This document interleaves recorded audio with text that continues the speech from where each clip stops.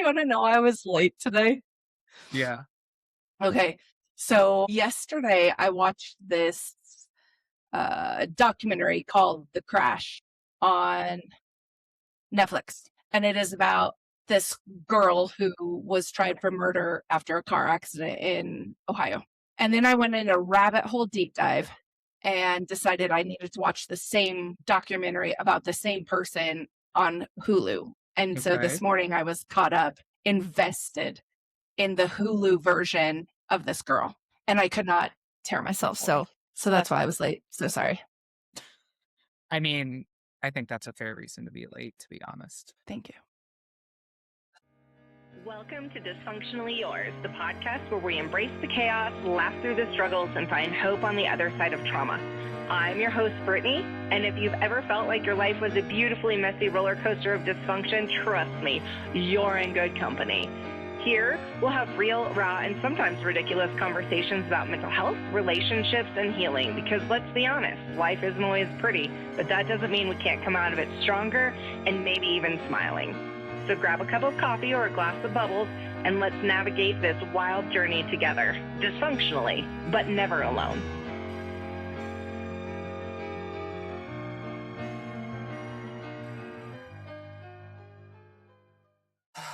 We're here. We fixed everything. We deserve audio engineering certificates, lighting engineering certificates, sound engineering certificates. Honestly, I feel like we just went through a master's program.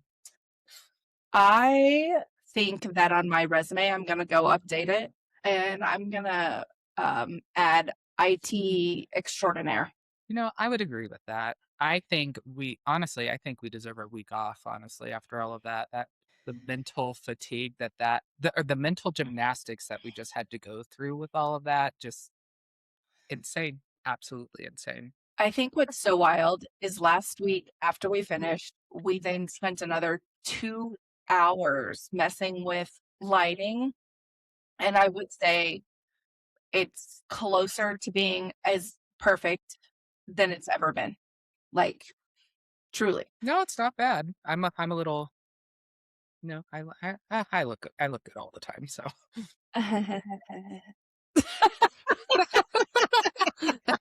okay, and next. Yes, but we messed with that. I truly thought we were gonna come in today and be like, Let's do it. let's do it. Like We got the lighting, we got the setup, we got we knew. everything going, and then the cameras just decided to not camera and not do what they're supposed to do. Like, you literally have one job to camera. And that's it. That's literally all. Just turn the little light on and do your thing. Like, I'm showing up doing all the hard work. Like, my makeup was done today, being understanding that camera washes stuff out. Like, what I did everything else. And hello. Anyway, you have one job, you know. Anyway, what is your ache and relief of the week? My ache and relief of the week. Let's start off positive. My relief that. of the week.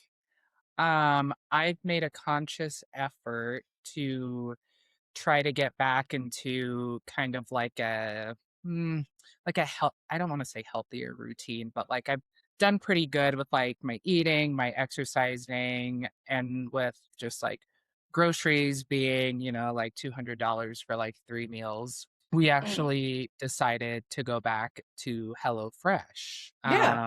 And we get like 5 meal. The plan we're on now is like 5 meals a week for 2 people. It's $20 a day. So we're paying like $100 a week now for 5 meals.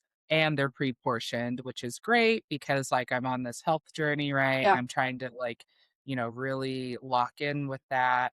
And it went really well. Like we ate out maybe like twice.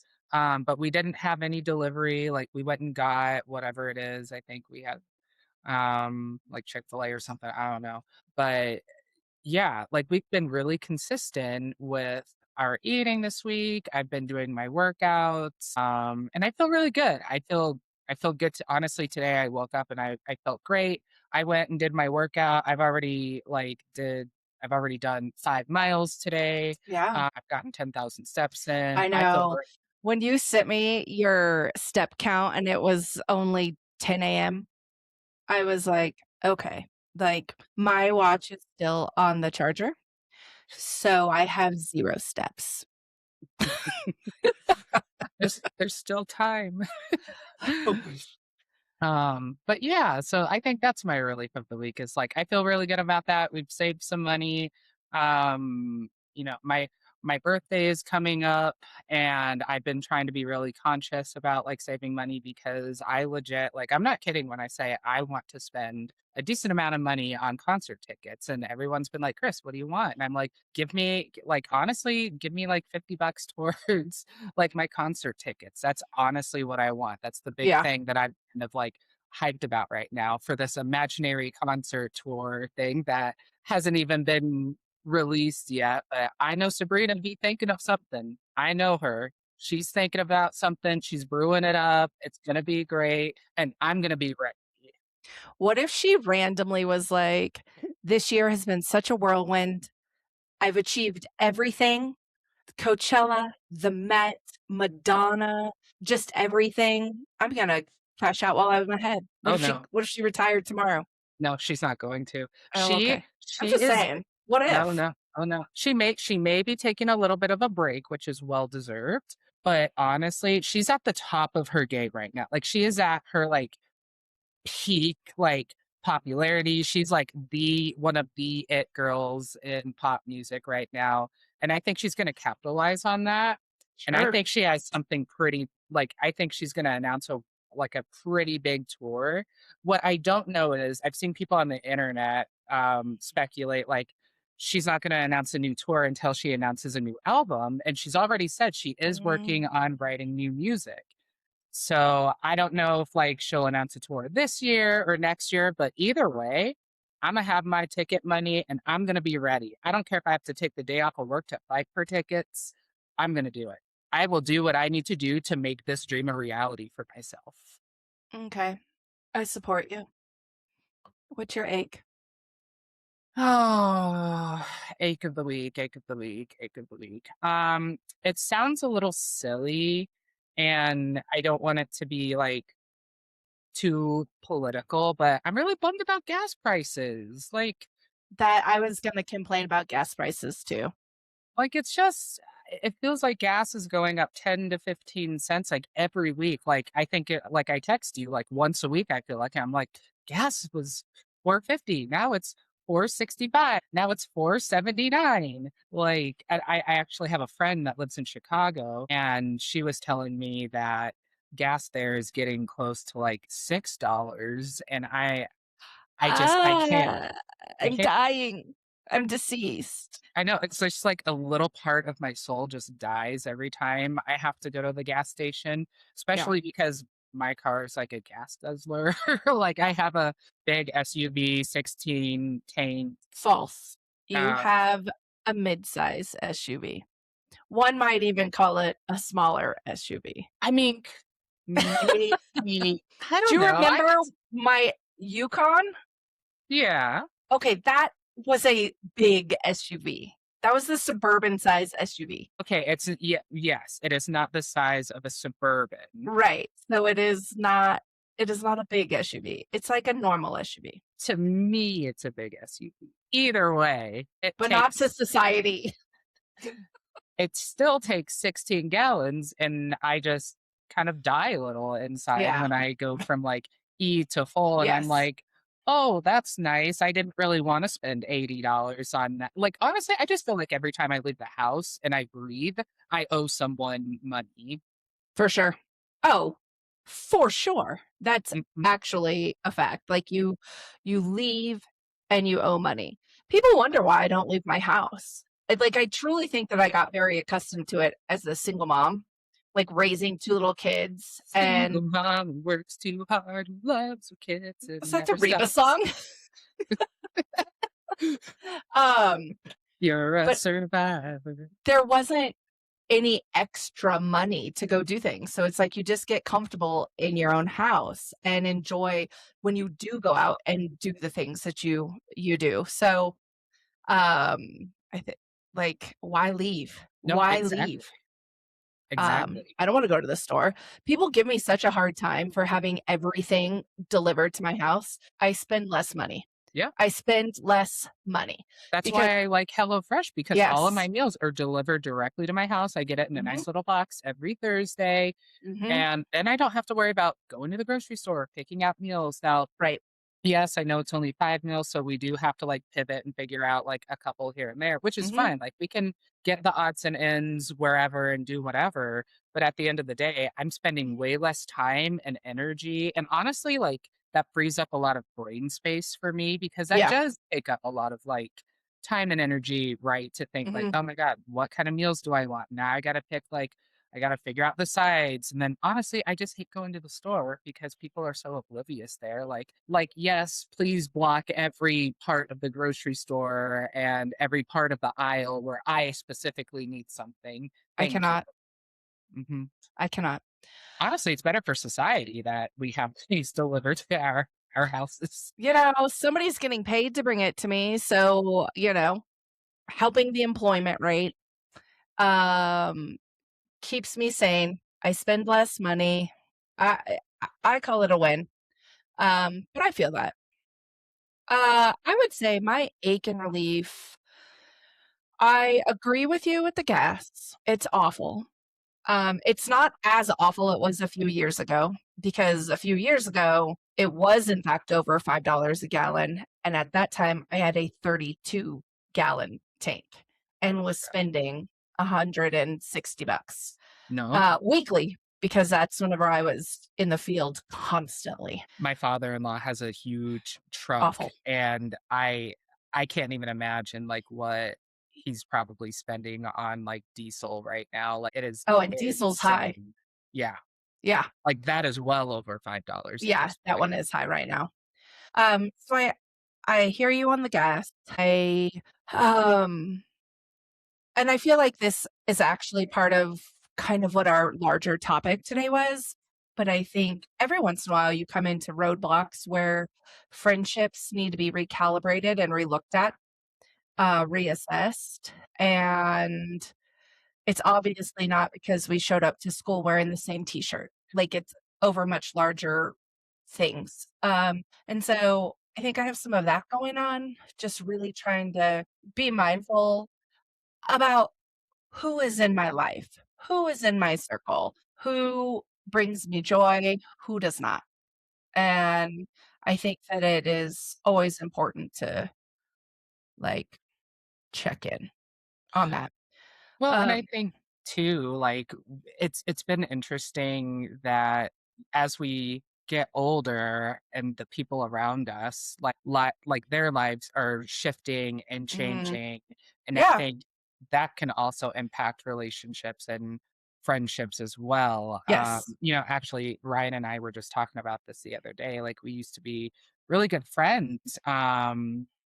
With this couple, like Ryan knew them in high school and they were really great and I got to know them. We were friends hanging out, like having dinner together, playing games, things like that. And then they ended up adopting a kiddo and like great for them. Cute. Like no, like that's what they wanted. They wanted to be like a family and it's so good. Like I'm so happy for them.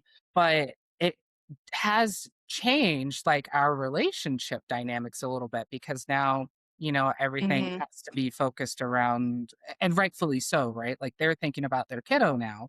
Um but for Ryan and I, that feels different because like we don't have kids. Like we have fur babies, right? Like we have our mhm. dogs, but we are currently childless, and so like that just looks different, and we've had to navigate that in a different way. And to be quite honest, like I think it's a little sad, and maybe Ryan and I should probably put in a bit more effort towards these relationships, but it's really hard at times to kind of work around some of these things as our lives continue to evolve and change. And I think the same is true, for example, like when I was in grad school, like my relationships, like some of the, I don't want to say they like suffered, but I was giving so much energy right into school and then trying to be a present partner that I think some of my social groups kind of fell off a little bit. And so like, yeah, I think it's hard when we all are in different places in life and we're just trying to figure it out. We're just trying to adult and it's exhausting. Um and just all the things, right? Yeah. Um, but my relief of the week,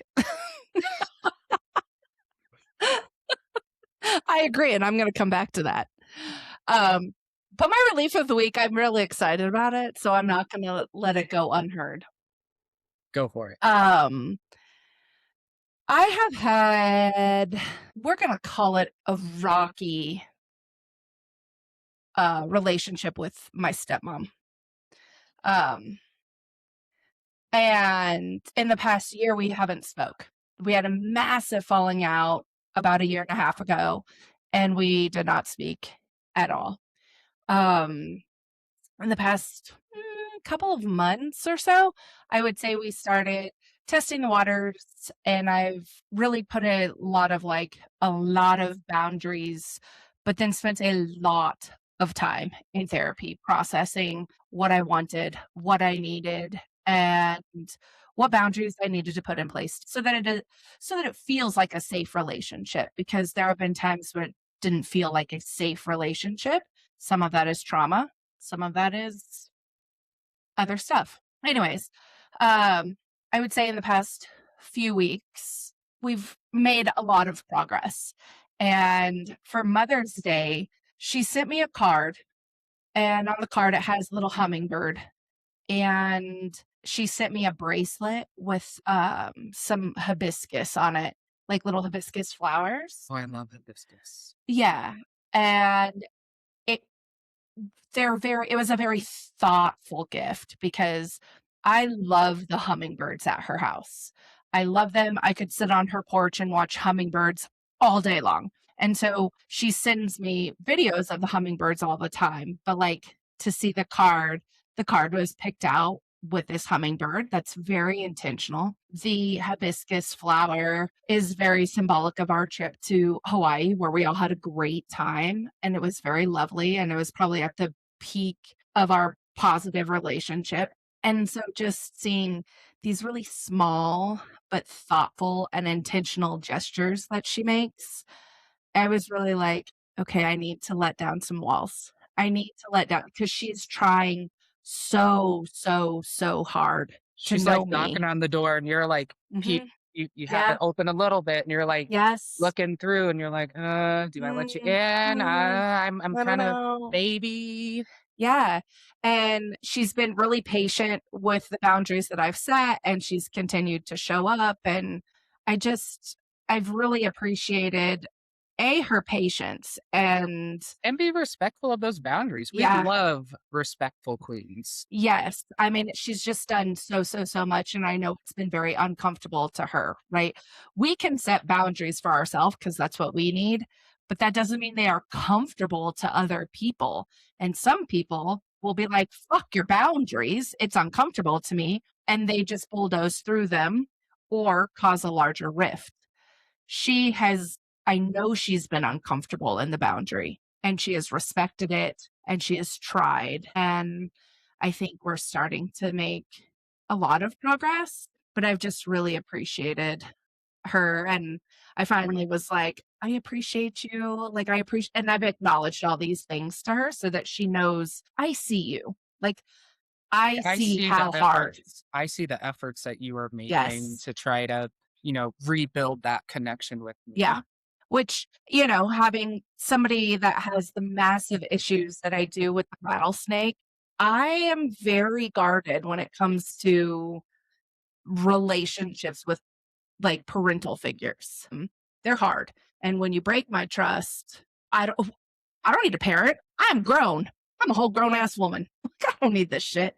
But I appreciate what she's doing right now. No, I think that's a great relief of the week. That's so Yeah. honestly like I love that for you, to be honest. I think, and it's hard, right? Like it kind of ebbs and flows. Like, and I think like people come into our lives at times where we may not know that we like need them per se. And it seems like Yeah. the timing, like, I don't know, I kind of believe that everything works out and happens for a reason, or I like to believe Yes. that. And so, maybe this is a new chapter in your kind of relationship storybook with her. Yeah. I agree with you. And so it's exciting baby steps. I think she's taken a lot, but like also me too, right? Like it takes a lot for me to be like, okay, let me try and trust this process. So, um, we're doing the best that we can, and I think we're definitely in the best space we've been in a year and a half, and it's nice.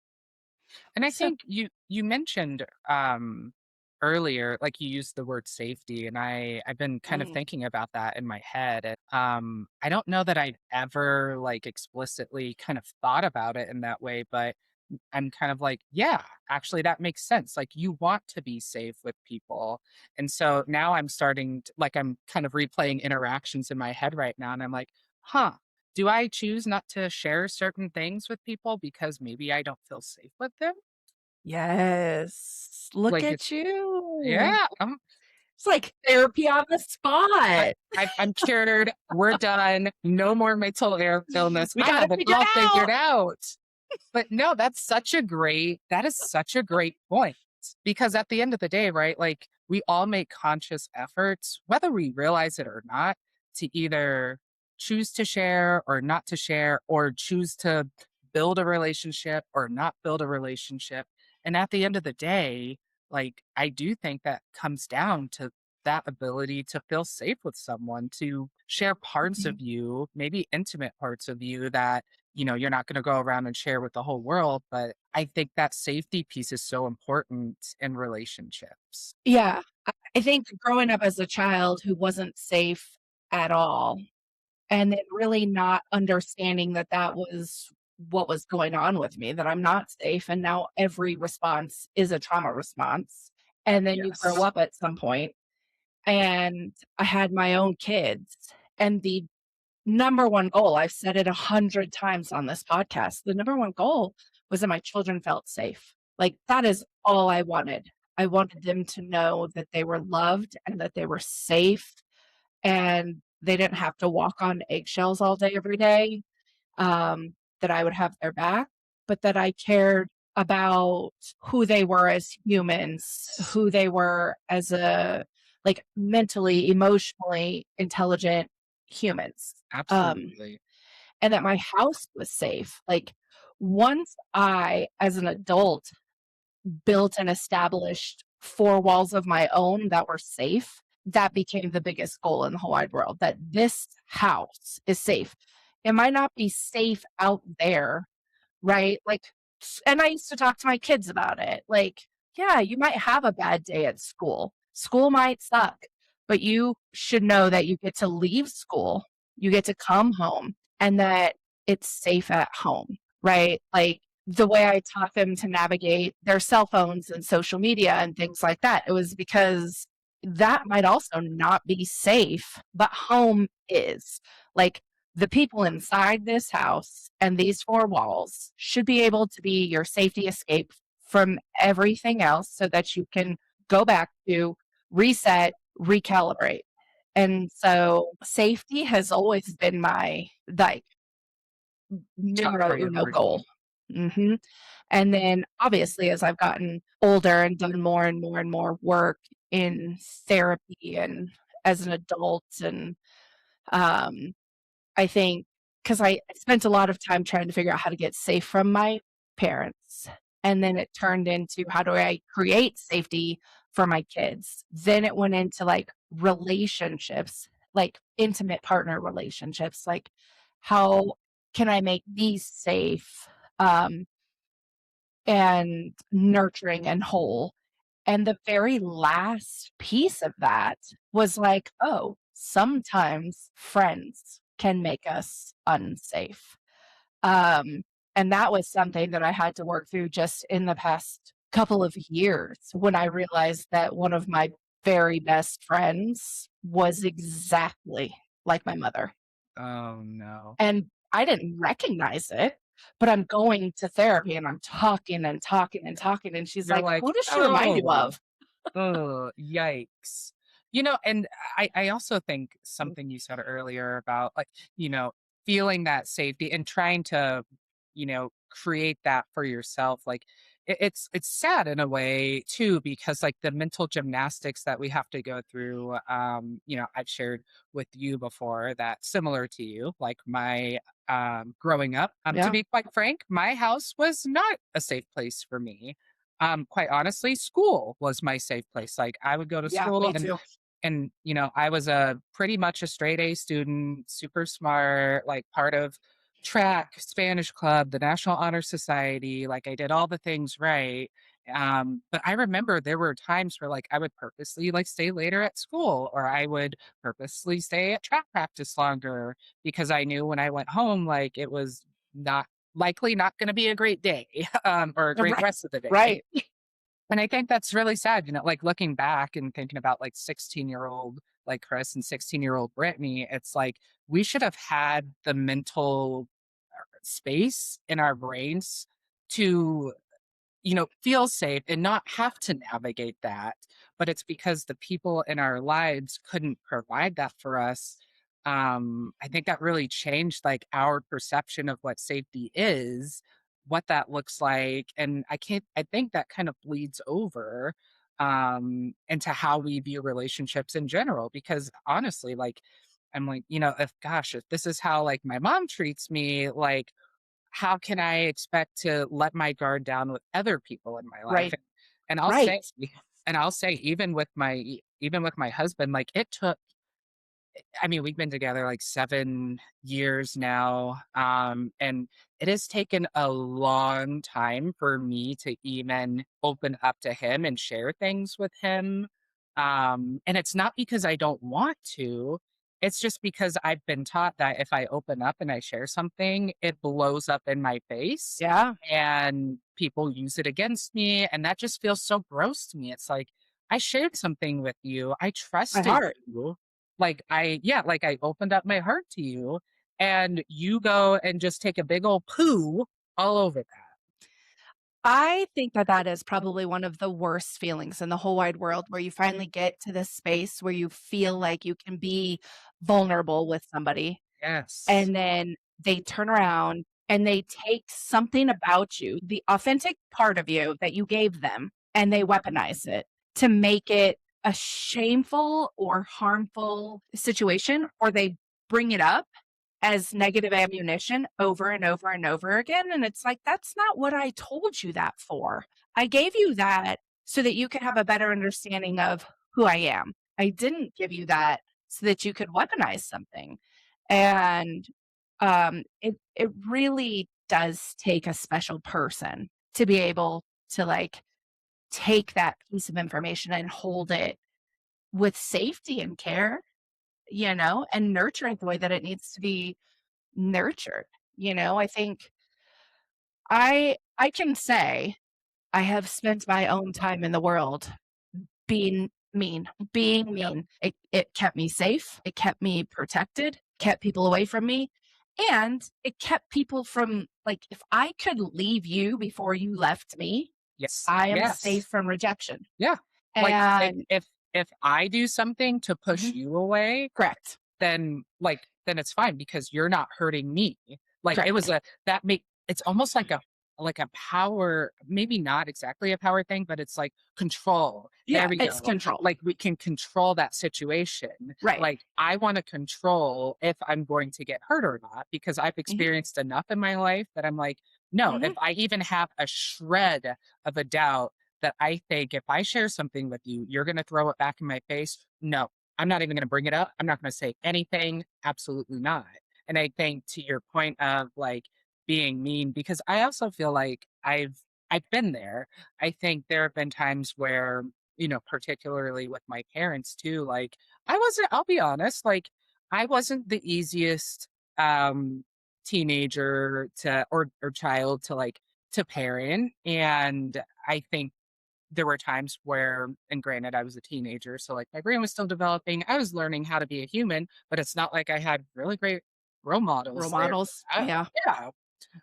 Um, but no, I totally hear what you're saying. I agree with it 100%. Like, I think it comes down to kind of being a defense mechanism. So Yeah.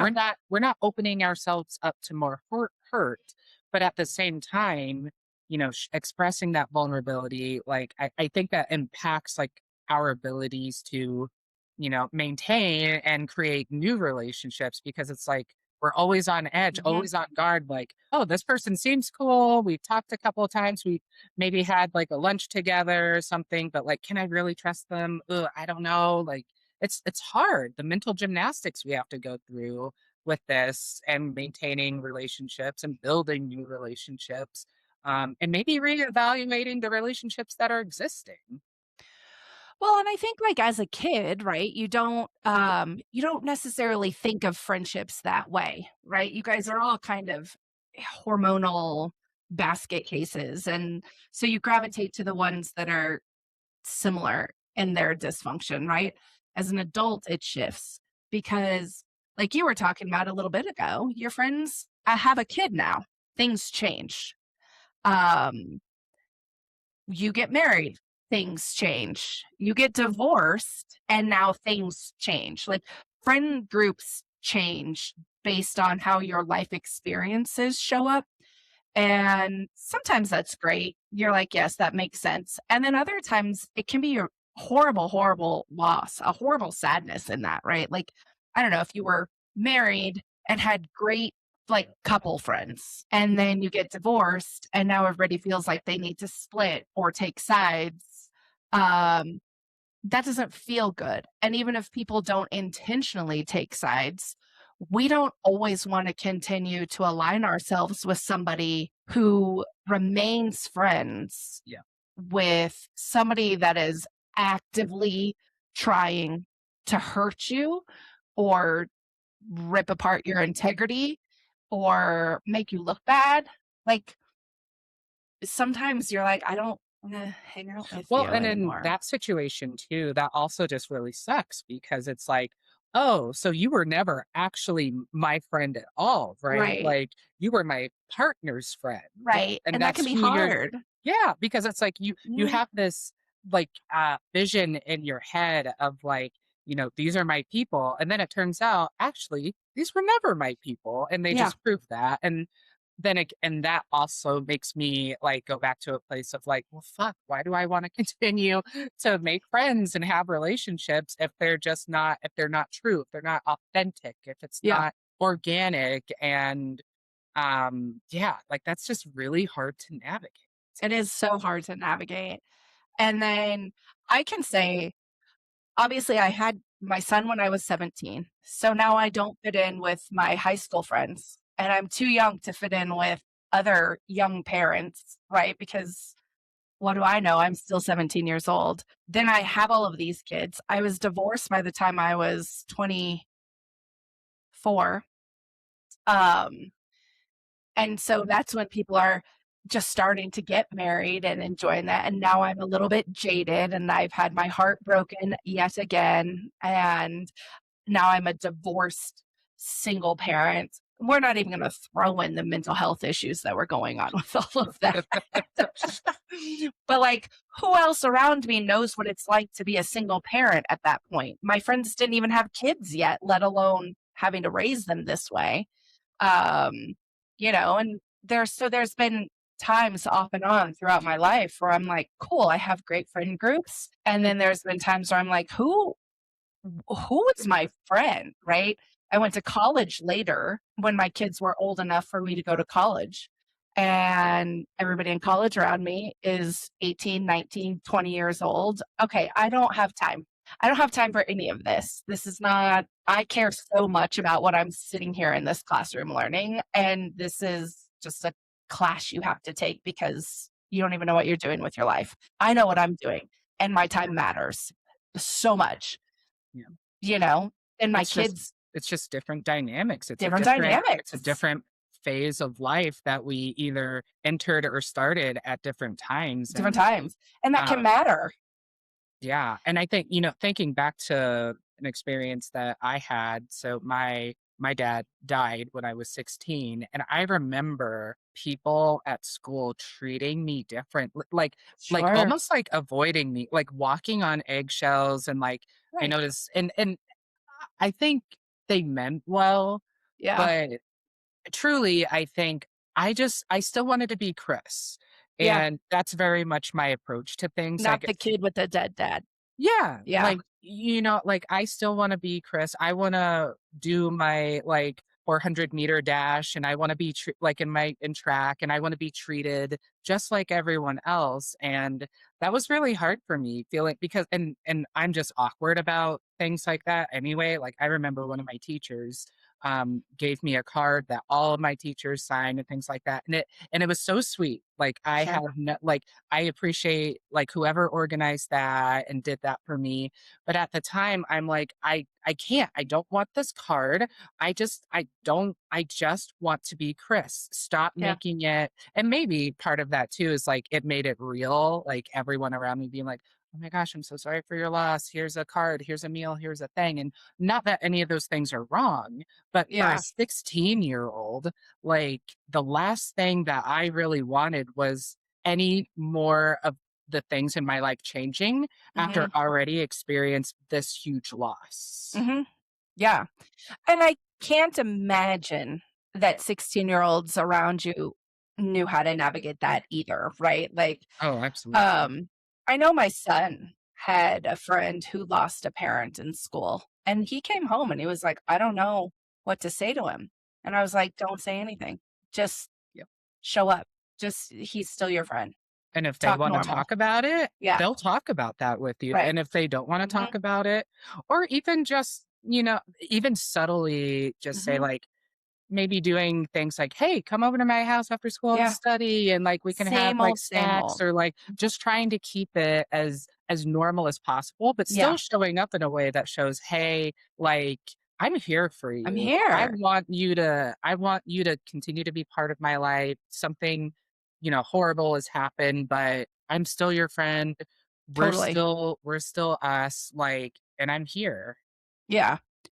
Um, and I think that, lots can happen in friendships whenever we're going through our own adversity, because people don't know how to support that. And we don't always know how to ask in healthy, constructive ways.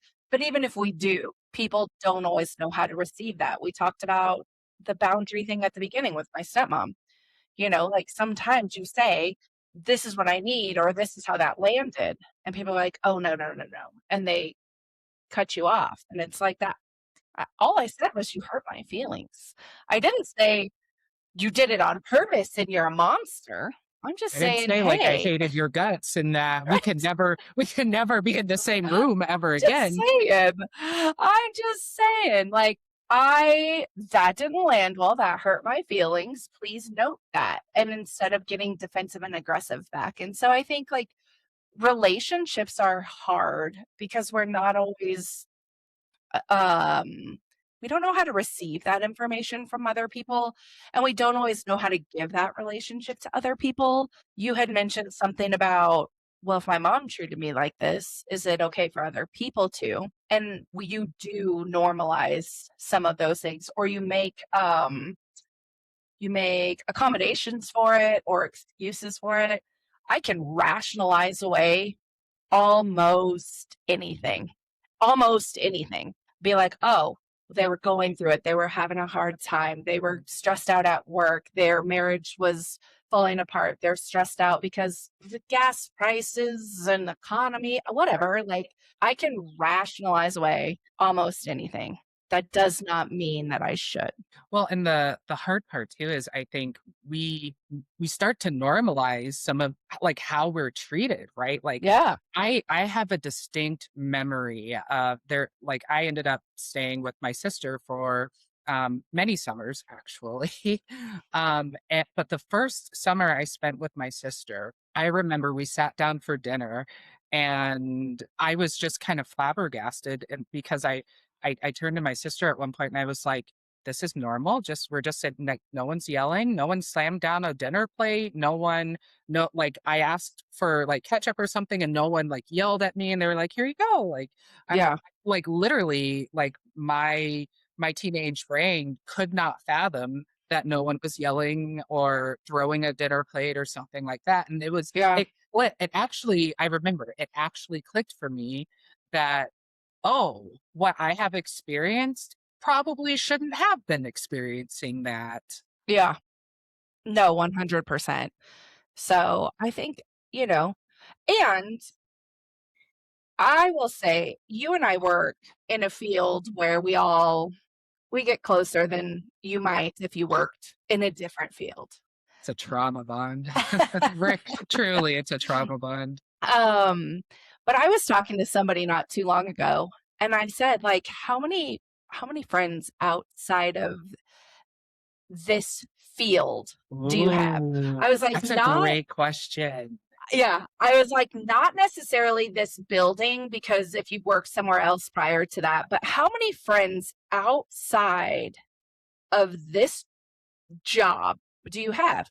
And they were newer into the job and they were like, I have a ton of friends. And I said, okay, like, that's fantastic. And the response was, how many friends do you have outside of this field? Oh no. None. Zero. Not one single friend outside of this, like, arena, right? You and I don't even work together anymore and haven't for a long time and have remained friends. So, like, it doesn't need to be you have the desk and office across the hall from me, but we did meet at work. And I was like, I don't have anybody. And I've noticed that, like, but our relationships within the field are strong. They're tight. Like, people are very, very, very close. To be fair, I feel like we kind of have we kind of have to be. Yes. But no, honestly, I've never really thought about that before. Like, yeah, like how many people in my life are people that I've met either through, like, maybe, I mean we can even take like social media, for example. Like, people make, like, again, different types of relationships, right? Like, Yeah. we have people that are physically present with us, but I know several people who are like, oh yeah, I joined this gaming community and we game at such and such time every week, and we've started to get really close, and like some people have even started meeting in person and things like that. And so, I've actually thought a lot about, like me as a gay man, I've thought too, like, I would like to connect with other gay men, Yeah. just to, and I would maybe like not to even connect with other gay men too. well, and maybe not even just gay men, Take my application, be my husband. but just other people in the community, because Yeah. I value that connection. I want to hear the lived experiences Yes. of others. And so, and again, like, it being outside of work, like, it's not Yes. related to work. Like, these are people that I can relate to and I can share community with, Yeah. that can finally be separate from the trauma bonds that I have with all of these other people. And not to diminish Yeah. those relationships at all. But I think, again, it's a different kind of relationship. And I think Yes. there needs to be room for both. For Like, both. I think we can have those relationships at work and be really close. But then I also think it's important and healthy to explore relationships outside of that. Yeah. I guess even as you're talking, I'm like, oh, well, that girl, she's my friend and I didn't meet her at work. And that girl, she's my friend and I didn't meet her at work either. So I guess, like, as you're talking, I'm like, oh, I hope they're not listening, because they're going to be like, hello, I thought we were friends. But I do agree, like, because it does help us be well-rounded. It helps us talk about something else. Bees. We could talk about bees. Release the bees. So I think that it is important to have them, and it can be hard to find them and meet them. I came to Colorado and got really tapped into a hiking group, and because I love to hike and I wanted to be outside all the time, and I found this great group of people that I thought was going to be the end all be all of all of my friends. And we were all close until things started going sideways. My brother died. Not everybody's equipped to navigate the hardships that came with that. I did at that time get a lot of, I liked you better before. Cool, me too. I liked me better before too. I hope no one has actually said that to you, because Oh, that is just more than 3 people. More than Wow. 3 people. Those are the exact words that have come out of their mouth. They can go straight to the trash can. Oh yeah. They can take themselves out. I'm not even taking them out. Go take yourself out. Absolutely said, I liked you better before. You looked better before, because I gained a substantial amount of weight after my brother died. I gained a substantial amount of weight after my brother died. And I'm aware of that, but high stress, cortisol, trauma, like so many different things. And yes, I stopped enjoying many of the things about my life because high depression. Yeah. And so I appreciate the people that powered through with me, that gave me grace, that gave me space, and also the ones that were able to be like, do you see how you're showing up right now? Because I don't like it. Well, and I think that's a good point, because that's also you giving back to that relationship a little bit as well. Like, they gave you some grace and they stuck by you through it, right? Yeah. And so like you can give back to that. And I think that can even go into like outside of like the psychological aspects of relationships, like even financially, because let's face it, life is hard. Not all of us have $300,000 jobs, and I think like one thing that I've tried to embrace as an adult now, like I'm very privileged to say that like I feel comfortable in my life and I try to give that back. And so like, one of my best friends, like, if there was a night where I'm like, hey, let's go out to dinner or something. And they would be like, I'm sorry. Like, I just financially, it's not the cards for me right now. I'm like, you know what? Come to dinner with me. I got you. Like, yeah, you are very generous that way. I don't mind doing that for my friends, because to me, I'm like, that relationship's important to me. And I never want cost or financial issues to be a burden to anything that we do. So if I'm in a position where I can do that, like, absolutely, like I absolutely will. And I think like, I can attest to that you are very much that person. There have been plenty of times where I was like, I'm canceling brunch on you. And you're like, no, you're No, not. you're not. Let me just pull out the credit card. We're going to brunch. We're going to brunch and bottomless mimosas. I would love bottomless mimosas right now. Anyways, I digress. But I think some people show up that way. I've had a handful of friends that are very generous because they can be, and have the same logic that you just said, which is lovely. I think I'm very much that friend. I will literally drop whatever I'm doing for you because my kids are grown, because I don't have a partner at home, because I can. You need me at 1:30 in the morning because you're balled up on the bathroom floor, I'm there for you. You had a stressful day at work and you just want to go and have a chat after work, I'm there for you. Like, I am so much that person that call me and I'm there. No matter what, call me, I'm there. And I say this also knowing that I hate leaving my house. So like, that is a very big deal that I'm like, sure, whatever you need. So the fact that I'm willing to get up and put pants on and drive to you, like, man, like that shows I care about you. Well, and because I think time is valuable. I think time is as valuable as currency. It's obviously a different type of valuable, but time is valuable.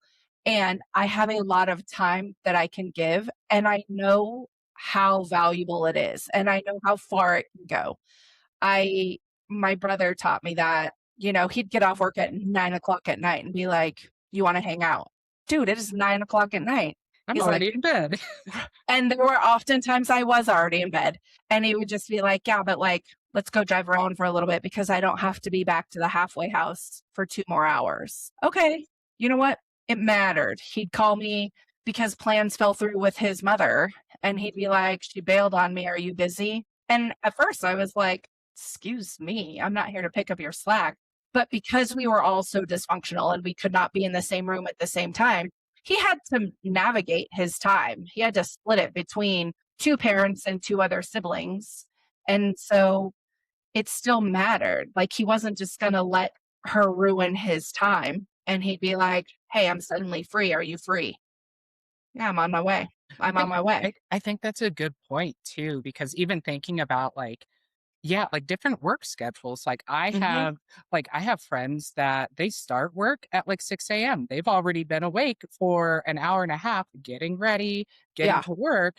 And then by the time like I'm off work, like they're sleeping because they Yeah. have to be they have to be up for Yeah. work. So it's like we all have different factors and different like parts of life that, we've all made our lives and we do what works for us. But I think that that piece about being flexible and meeting people where they're at now, like, is that to say like every single day am I always going to want to hang out immediately before or Right. after work? Like, maybe not, but I will still Yeah. always make at least like one day a week or however, whatever that looks like. I will still find Yeah. that time and I will still make those efforts for you because Yeah. I understand that your schedule is different than mine. And that doesn't mean Mhm. you deserve connection. Like Right. you deserve to have those relationships. And we Yes. shouldn't let things like work and finances and things like that like get in the way of having meaningful connection. Absolutely. And it does, I think, as an overarching, like, kind of bottom line, you do have to do the work to make the connections, to keep the connections, to make sure that the connections are safe for you to where you're not giving away a part of your soul that doesn't need to be given away, and that you are doing your part, whether that's taking feedback, hearing feedback, giving your time, stepping in Yes. to say, I'll cover brunch this time. Like, we all have something valuable that we bring to the table, but we have to bring that. And I think even in friendships, it's not always 50-50, right? They talk about it in marriages and Yep. intimate relationships that the dream is 50-50, but we're not Some always some weeks are gonna be 70-30, but then the correct. next week, it might be 50-50. Like, it Correct. just that looks different, It looks and different. we just need to be, like, adaptable and open to that, because I think we as Mhm. people, like, we get kind of stuck in our heads with our own routines and, Yeah. what works for us, what's comfortable for us, and it's like, well, I mean, even you going, and I know your, like, son surprised you, but, like, you were really thinking about like, I'm going to brunch with my son's partner who I've never met before. And Right. like, you put in the effort to do that, right? Like, even Right. though it's like, you didn't want to leave your house necessarily or whatever that looks like. And it And mattered. It mattered to him. It mattered to her. And I think it would have taken a lot of courage and bravery for this young girl to say, "Hey, I know you're not here to do it with me, but, like, can I go to brunch with your mom?" And kind of get to know her as well. Um, and so it's like we do need to do things that we might not always have thought of or might not always be comfortable with, but because it matters to other people, and other people need us to show up, absolutely, and thank that's that's why not, I appreciate you. oh, little me to make me blush. Me. I appreciate you too. I appreciate you. All right. I think with that, let's wrap it up and everybody be nice to your friends. Yeah. Share New some episodes. kindness. Oh yeah, definitely. New episodes come out every Monday. Don't forget to like, follow, subscribe, and don't be afraid to be great. Toodles, bye. Bye.